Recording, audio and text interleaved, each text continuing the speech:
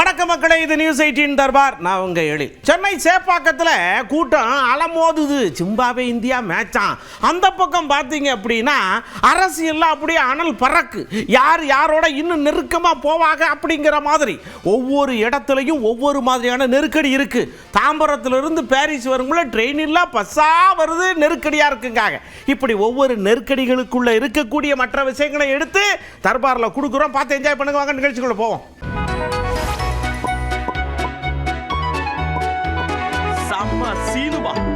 ஒரு மனிதருக்கு நாம செய்ய வேண்டிய கடைசி மரியாதை எந்த ஒரு சூழல்லையும் இம்மி அளவும் குறையக்கூடாது அப்படிங்கிறதுல முதல்வர் ஐயா உறுதியாக இருந்தாங்க. அரசு மரியாதையோட நல்லகண்ண ஐயாவுடைய உடல் கொண்டு போகணும். 72 குண்டுகள் முழங்க அந்த விஷயம் நடந்தது.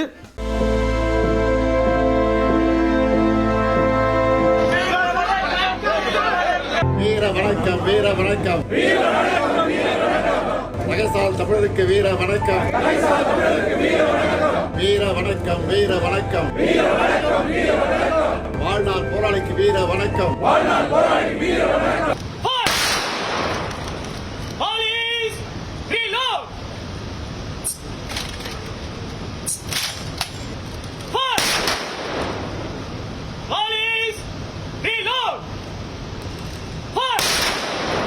தன்னுடைய கட்சியிலிருந்து ஓய்வு வரும்போது 1 கோடி ரூபா கொடுத்தாங்க. அப்படியே 1 கோடியே 1 ரூபாய்னு கட்சிக்கு திருப்பி கொடுத்து விட்டார். தகைசால் தமிழர் விருது கொடுக்கிற பொழுது 10 லட்சம் ரூபா கொடுத்தாங்க. கூட 5000 ரூபா போட்டு அதையும் தூக்கி எடுத்து கொடுத்து விட்டார். இப்படி தன்னுடைய எல்லா விஷயத்தையும் மக்களுக்காக கொடுத்தவர், நான் இறந்த பிறகு என் உடம்பை வச்சு படித்து பயன்பெறுங்க மக்களேன்னு அதையும் தூக்கி எடுத்து கொடுத்துட்டாரியா. என்ன ஒரு மனுஷன்!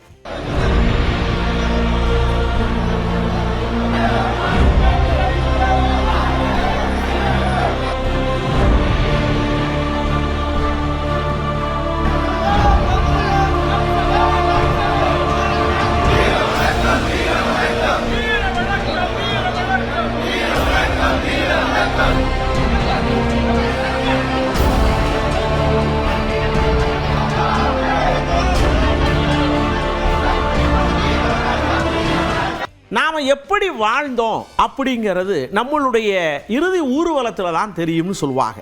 நம்ம ஊர்வலத்தில் எதிரும் புதிருமாக இருக்கக்கூடிய எல்லாருமே அந்த இடத்துல மற்ற விஷயங்களெல்லாம் மறந்துட்டு கைகோர்த்து ஒன்று போல நின்று அந்த மனிதருக்கு செய்யக்கூடிய விஷயம் இருக்கு இல்லையா, அதுதாங்க நாம் வாழ்ந்த வாழ்க்கைக்குடைய அடையாளம்.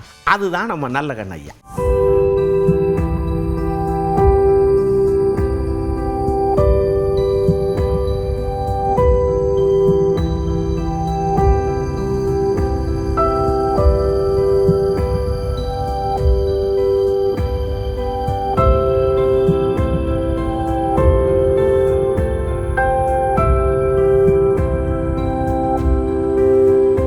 அப்படியே நயினார் ஐயா வழக்கமான விஷயத்துக்குள்ள கூட்டியாரார்.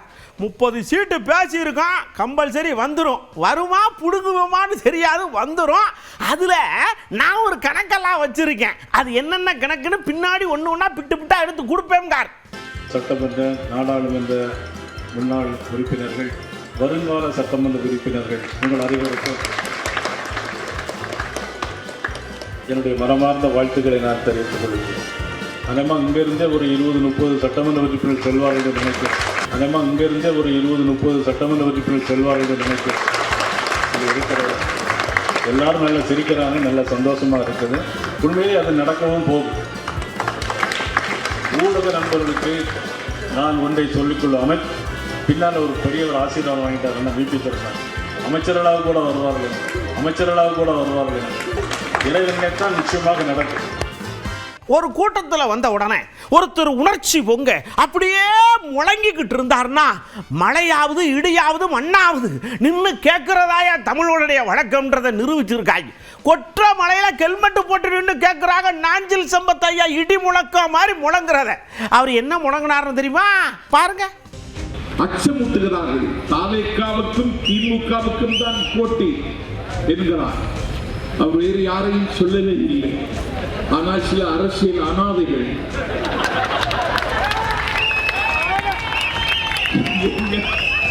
எங்கள் தலைவர் அவர்கள் பெயரை சொல்லவில்லை என்பதற்காக இன்றைக்கு யாடை மாடையாக பேசி பார்க்கிறார்கள். என் தலைவன் போகிற போக்கில் சொன்னான், அறிவாலயத்தில் வந்து போகிறவனையெல்லாம் கூட்டணிக்கு கூப்பிடுகிறார்கள்.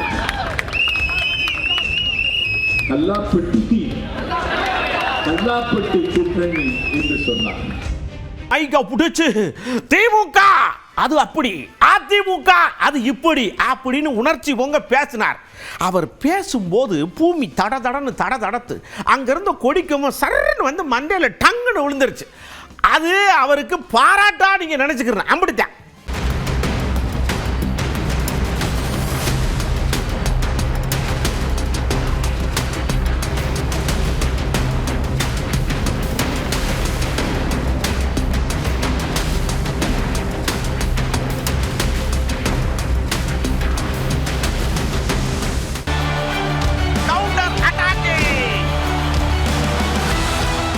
அப்படியே கவுண்டருக்குள்ள போறான். எடப்பாடி ஐயா, என்ன தனிக்கு நீங்க 5000 நாங்க 10,000 போட்டோம்னு சொல்றோம்டா, அது சூப்பர் ஹிட் ஆகி போச்சு. இப்போ நீங்க வந்து 5000 நாங்க பண்ணதுக்கு நீங்க லேபிள் ஓட்டிக்கிட்டு இருக்கீங்க, எல்லாமே எங்க திட்டம் தான், நீங்க மட்டும்தான் கட்டில உட்காந்திய, மீதி பூரா எங்க ஆட்சி தான். அப்படியே மடையை தூக்கி மல்லாக்க போடுதார். கோடை காலத்தில் 2000 ரூபாய் கொடுக்குறாராம். இப்பதான் கோடை காலம் வருதா? 2026 தான் கோடை காலம் வருதா? இந்த ஆட்சி பொறுப்பேற்று 22வது வருஷம் கோடை காலம் வந்தது, 23வது வருஷம் கோடை காலம், 24வது வருஷம் கோடை காலம், 25வது வருடம் கோடை காலம். இந்த கோடை காலத்தெல்லாம் மக்களுக்கு மக்களை பற்றி கவலைப்படாத முதலமைச்சர் இன்றைய தினம் தேர்தல் வந்த காரணத்தினால இந்த கோடையில் இருக்கின்ற மக்களுக்கு இந்த கோடை நிதியை கொடுத்திருக்கிறார். எவ்வளவு தந்திரம் பாருங்க. அதான் சூப்பர் ஹிட்டா. இது ஸ்டாலின் அவர்களே சூப்பர் ஹிட். நாங்க 10,000 கொடுத்தது அறிவித்தது சூப்பர் ஹிட். அதிமுக தேர்தல் 3ஆம் கட்ட தேர்தல் அறிக்கையில் எல்லா குடும்பத்திற்கும் மாதம் வருடத்து ஒரே கட்டமாக 10,000 ரூபாய் வழங்கப்படும் என்ற அறிவிப்பை கொடுத்தோம். அந்த நிதி சுமையை குறைப்பதற்காக உதவித்தொகையை அறிவிச்சோம். ஸ்டாலினால பொறுக்க முடியல, பதறாரு, வாயில வடை சுடுறாரு. நீங்க தாயா வாயில வடை சுடுற.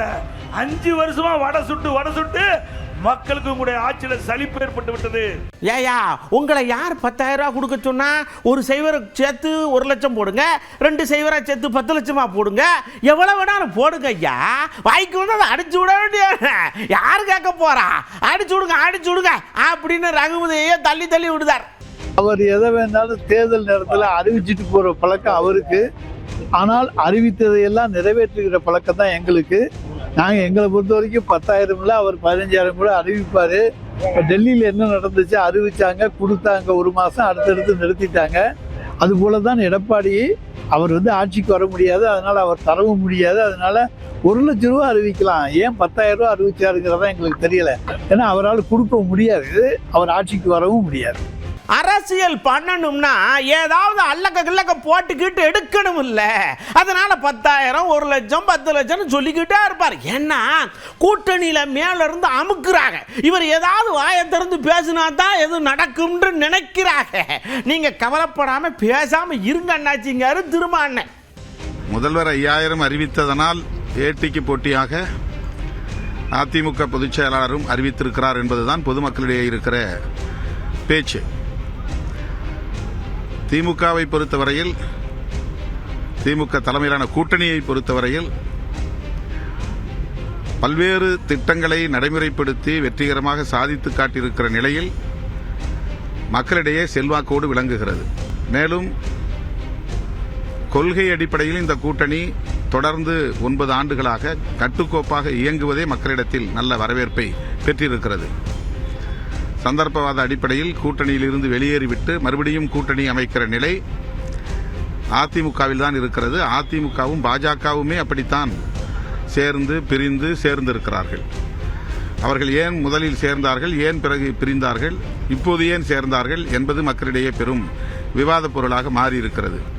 ஆகவே திமுக கூட்டணி வெற்றி பெற்றுவிடும் என்பது தெரிந்து அதன் அடிப்படையில் அதிமுக பொதுச் செயலாளர் இத்தகைய கருத்துக்களை பேசி வருகிறார் என்று நான் கருதுகிறேன்.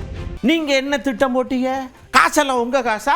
15 லட்சம் கோடி அப்படியே எடுத்து கொடுத்துருக்கோம். இன்னும் மெஷின் கூட ஓடிக்கிட்டே இருக்கு. டர்ன்னு என்ன முடியாத அளவுக்கு கொடுத்துருக்கோம். திட்டம் பூரா உங்களுதுன்றீங்க, காசு பூரா எங்களுதுங்காரு நயினாரனாச்சு.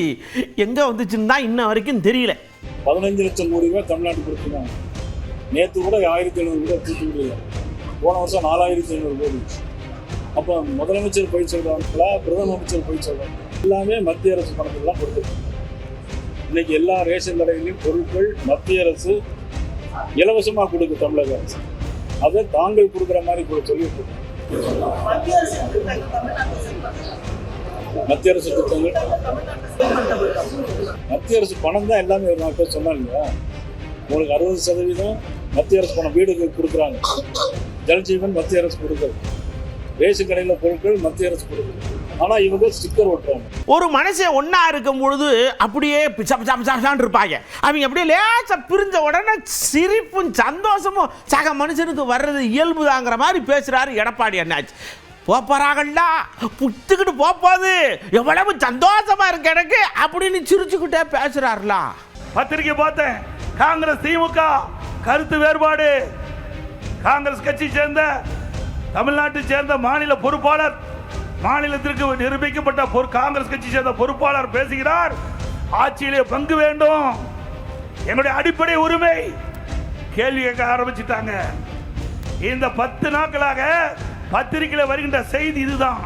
ஊடகத்தில் வருகின்ற செய்தி, காங்கிரசுக்கும் திமுகவுக்கும் பிரச்சனை ஏற்பட்டு விட்டது, வார்த்தை போர் ஆரம்பிக்கப்பட்டு விட்டது, கூட்டணியில் விரசல் ஏற்படுகின்ற சூழ்நிலை ஏற்பட்டு விட்டது.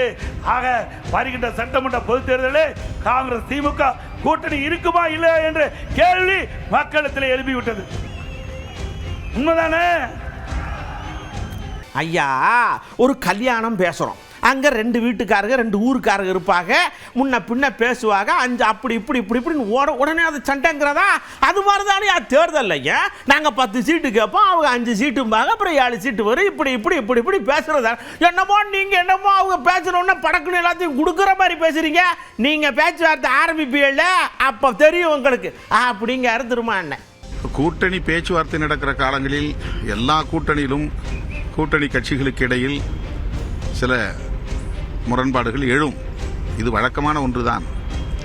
கடந்த 2021, 2024 சட்டமன்ற நாடாளுமன்ற பொதுத் தேர்தல்களின் போதும் இது போன்ற சலசலப்பு வரத்தான் செய்தது. ஆனாலும் நாங்கள் சுமூகமான முறையிலே பேசி தீர்வு கண்டோம்.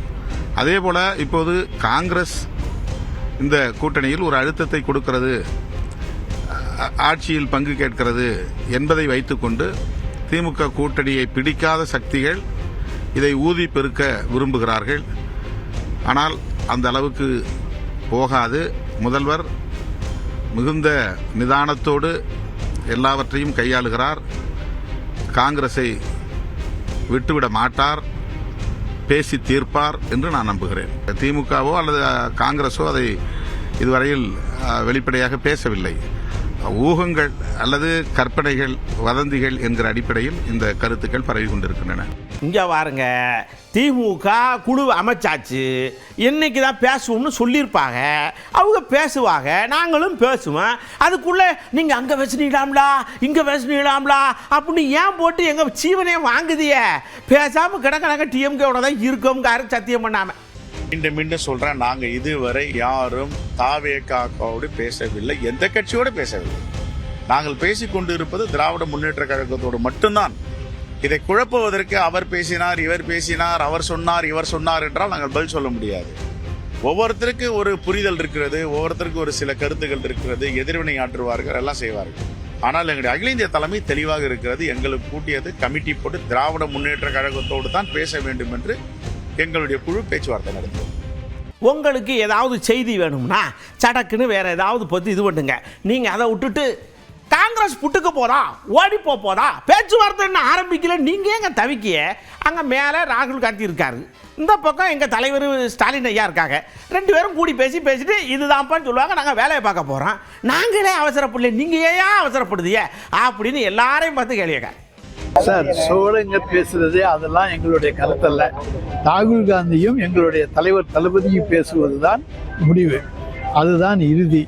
அதில் நிச்சயமாக எந்த எங்களுடைய தலைவர் அகில இந்தியாவிலேயே எந்த ஒரு கூட்டணி கட்சி தலைவரும் இந்த அளவுக்கு மற்ற தன்னுடைய தோழமை கட்சிகளை அனுசரித்து அரவணைத்து சென்றதாக ஒரு வரலாறு கிடையாது. அந்த புதிய வரலாறை கடந்த 10 ஆண்டு காலமாக தமிழக அரசியல் வரலாற்றிலே உருவாக்கி கொண்டிருப்பவர் எங்களுடைய தலைவர் தளபதி அவர்கள். எனவே நிச்சயமாக அவர் எந்த காலத்திலும் தன்னை விட்டு எல்லோரையும் அரவணைத்து செல்லுகிற நல்ல குணம்தான் எங்கள் தலைவரிடத்தில் இருக்கிறது. விட்டுக் கொடுப்பவர் கெட்டுப்போவதில்லை என்கின்ற பழமொழிக்கு ஏற்ப எந்த காலத்திலும் அவருக்கு கெடுதல் வராது. இன்னும் தொடர போனால் திராவிட மாடல் ஆட்சி 3ம் தொடரும். செவனேன்னு இருக்கேன்ல நான், என்கிட்ட வந்து இந்த கேள்வியை கேட்கலாமாங்கிற மாதிரி விஜய் வசந்த் சொல்றாரு. கூட்டணி ஸ்ட்ராங்கா இருக்கு, ஒரு பிரச்சனையும் இல்லை, அப்படியே வந்துடும், நீங்க தயவு செஞ்சு எதையும் கிளப்பி விட்டுக்கிட்டே இருக்காதியே, நம்மளை போட்டு கிண்டுறாங்களப்பா அப்படிங்கிற மன ஓட்டம் அவர் கண்ணில் தெரியுது. அதாவது வந்து இப்போது அவங்களுக்கு ஒரு கருத்துக்களை சொல்லியிருக்காரு. எதுவாக இருந்தாலும் வந்து அகில இந்திய காங்கிரஸ் கமிட்டி தான் முடிவெடுக்கும். ராகுல் காந்தி அவர்களும், கார்கே அவர்களும், சோனியா காந்தி அவர்களும், கட்சி வேணுகோபால் இவர்கள் எடுக்கும் முடிவுக்கு நாங்கள் வந்து அனுப்பிடுவோம். திமுக காங்கிரஸ் கூட்டணி எப்படி போயிட்டு நல்லா போயிட்டு இப்போ இந்த நாள் கூட வந்து சிஎம் அவர்கள் வந்து நம்ம கன்னியாகுமரி மாவட்டத்துக்கு வந்து நேற்று 2 நாட்கள் இருந்து பல நலத்திட்டங்களை வந்து நம்ம கன்னியாகுமரிக்கு கொடுத்துருக்கிறார்கள். கண்டிப்பாக இது வலிமையாக இருக்கிறது. அப்படியே 2ஆம் தேதி வரைக்கும் வெயிட் பண்ணுங்க. ஒவ்வொரு கட்சியாக கூப்பிட்டு பேசிட்டு இருக்காங்க. பேசி முடிச்ச உடனே எத்தனை தொகுதி எங்களுக்கு கிடைச்சிருக்குன்னு நாங்கள் சொல்லுவோம். சொன்ன உடனே நீங்கள் அதை எடுத்து செய்தியாக போடுங்க. அதுக்குள்ளே இவ்வளவு வருமா, இவ்வளவு கிடைக்குமா, இவ்வளவு போடுமா, இந்த இடத்த கொடுப்பாங்களா, ஏன் அப்படிங்காரு நம்ம அண்ணன். இன்றைக்குத்தான் தகவல் சொல்லப்பட்டது. மார்ச் 2ஆம் தேதி விடுதலை சிறுத்தைகளுக்கு அழைப்பு வந்திருக்கிறது. 28ஆம் தேதி முதலில் கூறியிருந்தார்கள். அன்றைக்கு நான் சென்னையில் இல்லை என்பதனால், அடுத்த நாள் முதல்வருடைய பிறந்த நாள் என்பதனால் 2ஆம் தேதி திமுக பேச்சுவார்த்தை குழுவோடு நாங்கள் பேச இருக்கிறோம். எத்தனை தொகுதிகளை கேட்க இருக்கீங்க? அது பேச்சுவார்த்தைக்கு பின்னர் உங்களுக்கு அறிவிக்கப்படும். கூடுதல் தொகுதிகள் கேட்க அது ஒவ்வொரு தேர்தலையும் கேட்போம், இப்போதும் கேட்போம். அப்படியே நயினார் அண்ணாச்சிக்கு ஒரு மாபெரும் சந்தேகம் வந்திருக்கிறது. நம்ம தருமி மாதிரி என்னன்னா, இங்க கவர்மெண்ட் நடக்கா இல்லையா, என்னென்ன குற்றங்கள்லாம் நடக்கக்கூடாதோ எல்லாமே நடக்குது. அது என் மனசை உள்ள உட்காந்து பராண்டுது. எனக்கு ரொம்ப கவலையா இருக்குங்க. எங்க போனாலும் எங்கிட்ட கதறி அழுகிறாங்க. கொஞ்ச நாள் பொறுத்துக்கோங்கன்ற மாதிரி சொல்றாரு. 1000 ரூபாய் தருவான்னு சொன்னாங்க. 28 மாசம் ஏன் தரல? பார்லிமெண்ட் எலெக்ஷன் வந்து கொடுத்தாங்க. பொங்கலுக்கு 1000 ரூபாய் கொடுத்தாங்க. இப்போ போன வருஷம் ஏன் தரல? இப்போ கோடை காலத்திற்கு 1000 ரூபாய் கொடுக்கணும் அப்படின்னு சொன்னாங்க. 5 வருஷம் கோடை காலம் வந்துச்சு, உங்களுக்கு தான் தெரியும். அந்த 5 வருஷம் ஏன் கொடுக்கணும்? நீங்கள் சாத்தாங்குளத்தில் ஒரு லாக்அப் டெத் மரணத்துக்கு 2 பேர் இறந்து போனதுக்கு எவ்வளோ தூரம் அவங்க தமிழ்நாடு முழுவதும் போராட்டம் நடத்துகிறாங்க. இன்றைக்கி தமிழ்நாட்டில் 34 லாக்அப் டெத் மரணம் நடந்தது. புழல் ஜெயிலே ஒருத்தர் அடித்து கொண்டு இருக்காங்க. அப்போ என்ன திட்டம் இருக்குது அவங்கள்ட்ட? திறமையான ஆட்சி இல்லை. ஒரு நீதி நிர்வாகம் நல்ல முறையில் அவங்களால பராமரிக்க முடியல. கஞ்சா, சிந்தட்டிக் ட்ரக்ஸு, இது எல்லாமே இன்னைக்கு தமிழ்நாட்டில் இன்னைக்கு பயங்கரமாக வந்திருக்குன்னா காவல்துறை சரியாக இயங்க வேண்டும். ஒரு பொறுப்பு டிஜிபி இல்லை. ஒரு பொறுப்பு டிஜிபி யாரை நியமிக்குங்கிறது முடியலை அவங்களால. இப்படிப்பட்ட அரசு. நாங்கள் என்னமோ எதுவுமே கொடுக்காத மாதிரியே பேசிக்கிட்டு இருக்கீங்களா? அப்படியே கொடுத்துக்கிட்டே இருக்கு. டெவலப்மெண்ட் ஆகிட்டே இருக்கு. பார்க்குறீங்களா இல்லையா? தூரம் இருந்து நீங்கள் வாட்டுக்கு பேசப்படாது. நாங்கள் கொடுக்குற டெவலப்மெண்ட்டை எடுத்து எடுத்து எடுத்து படித்து பாருங்க. பேப்பர் படிங்க ஐயா. அதை விட்டு சும்மா நீங்கள் வாட்டுக்கு அப்படின்னு சொல்கிறாங்க. இங்கே ஒரு அண்ணாச்சி. கௌரவ உரிமையாளர்களுக்கு 2015 15,000 ரூபாய் ஊதியம் வழங்கப்பட்டது. 2022 நாம் ஆட்சிக்கு வந்த பிறகுதான் 5,000 ரூபாய் கூடுதலாக உயர்த்தி தந்தோம். 20,000 ஆனது. 2024 மீண்டும் தமிழ்நாடு முதலமைச்சர் தளபதி அவர்கள் 5,000 கூடுதலாக்கி தந்தார். 25,000 ஆனது. இன்றைக்கு 2026 இன்றைக்கு இப்போது 5,000 ரூபாயை கௌரவ உரிமையாளர்களுக்கு கூடுதலாக வழங்கியிருக்கிறோம். ஆக 15,000 இருந்த கௌரவ உரிமையாளர்களுடைய ஊதியத்தை 2022 கழக அரசு 5,000, 24 தளபதி அரசு 5,000, 26 மீண்டும் தளபதி அரசு 5,000 என்று 15,000 30,000 வழங்கிய திராவிட மாடல் முதல்வர் தளபதியை தமிழகத்தில் எல்லோரும் பாராட்டுகிறார்கள். எல்லாரும் நல்லா படிக்கணும். எந்த ஒரு விஷயத்தையும் தவறாமல் படிக்கணும். இதுதான் எல்லாரும் சொல்கிறது. ஆனால் நீங்கள் எதுவுமே படிக்க மாட்டீங்க. எங்கள் ஐயா ஆரம்பித்த கட்சி, எங்கள் ஐயாவுக்கு தான் மாம்பழ சின்னம் எல்லாமே இருக்குது, கொடி முதற்கொண்டு. போய் படிங்க போங்க அப்படின்னு அருளை நினச்சி விரக்தியாக பேசுகிறார். எதுக்குன்னு தெரியல. டெல்லி உயர் நீதிமன்றத்தில் நடந்த வழக்கில் மிக தெளிவாக தேர்தல் ஆணையம் சொல்லியிருக்காங்க. என்னென்னா, எங்களிடத்தில் வரப்பெற்ற தரவின் அடிப்படையில் அவரை தலைவராக நாங்கள் கடிதம் கொடுத்தோம். ஆனால் அந்த கடிதம் என்ன, பதிவு செய்யப்பட்ட அங்கீகரிக்கப்படாத அரசியல் கட்சிக்கு நிகழ்ச்சி தலையிடுவதற்கு எங்களுக்கு அதிகாரம் இல்லை அப்படின்னு யார் சொன்னால்? தேர்தல் ஆணையம் உங்ககிட்ட எங்ககிட்டையும் சொல்லலை, டெல்லி உயர்நீதிமன்றத்தில் சொல்லியிருக்கிறாங்க. அவங்க சொன்னதையே மாற்றி சில பேர்த்துக்கு ஆதரவாக மாற்றி சொல்வதற்கு முயற்சித்தது. ஆனால் அதை நீதிமன்றம் ஏற்றுக்கொள்ளவில்லை. சிவில் நீதிமன்றத்தில் நீ உத்தரவு அவங்க தான் பிறப்பிக்கணும்னு சொல்லியிருந்ததுனால அது இல்லை. மாம்பழம் சின்னம் பாட்டாளி மக்கள் கட்சிக்கு உரிமையாளர் மருத்துவர் ஐயா அவர்கள் தான். இதுதான் நீதி, தர்மம், நியாயம். அப்படி இல்லைன்னா நீதி இல்லைன்னு அர்த்தம், நியாயம் தோற்றுவிட்டதுன்னு அர்த்தம். ஆனால் நாங்கள் நம்புகிறோம், நீதி வெல்லும், நியாயம் எங்களுக்கு கிடைக்கும் என்று நம்புகிறோம். ராயவரம் அண்ணாச்சி சட சடன்னு வந்தார், வேட்டியை மடித்து மட்டும் கட்டலை, அப்படி வந்து நின்னார். பறக்கும் படையை போட்டிங்கன்னா நீங்கள் வாட்டுக்கு உள்ளூர்காரர்களெல்லாம் போட்டு இது பண்ணி எங்களை போட்டு பிராணம் வாங்காதீங்க, வெளியிலேருந்து கொண்டு வாங்க, அவியலுக்கும் பொதுவாக இருக்கும் எங்களுக்கும் பொதுவாக இருக்கும், நாங்கள் வாட்டுக்கு செவனேன்னு இருப்போம். இல்லைன்னா அடிவரில் கப்பு கப்பு கப்பு கப்புன்னு எரிஞ்சுக்கிட்டே இருக்குங்கார்.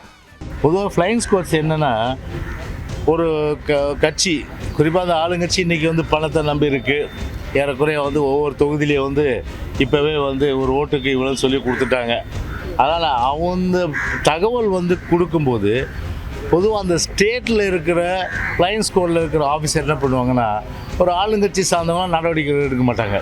எனவே அவங்க மேலே வழக்கம் போட மாட்டாங்க. இது போன்ற ஒரு நிலைமை வந்து வரக்கூடாதுன்றதுனால அந்த ஃப்ளைங் ஸ்குவாடில் இப்போ பார்த்தா இன்கம் டேக்ஸில் இருக்கிறாங்க, அதே போல் வந்து ரயில்வேயில் இருக்காங்க, கஸ்டம்ஸில் இருக்காங்க, இது மாதிரி சென்ட்ரல் கவர்மெண்ட்டு பேங்க்கில் இருக்கிறாங்க, சென்ட்ரல் கவர்மெண்ட் எம்ப்ளாயீஸ் நிறைய இருக்கிறாங்க. இந்த சென்ட்ரல் கவர்மெண்ட் எம்ப்ளாயீஸை அந்த ஃப்ளைங் ஸ்குவாடில் இன்க்ளூட் பண்ணால் தான் இந்த ஸ்டேட்டில் இருக்கிற ஆஃபீஸர் வந்து தவறு பண்ணாமல் ஒரு கண்காணிக்கிறதுக்கு அது வந்து வழிவகையாக அது அமையும். எனவே அந்த வகையில் வந்து நீங்கள் அது ஃப்ளைங் ஸ்குவாடில் சென்ட்ரல் கவர்மெண்ட் அஃபிஷியல்ஸை நீங்கள் வந்து சேர்க்கணும்னு நாங்கள் வந்து சொல்லியிருக்கோம். நாங்கள் அடுத்த தர்பாரில் ஏகப்பட்ட விஷயத்தோட நான் உங்களை சந்திக்கிறது வரை உங்களிடமிருந்து அன்போடு விடைபெற்றுக் கொள்வது உங்கள் அன்பு நண்பன் எழில். வணக்கம் மக்களே.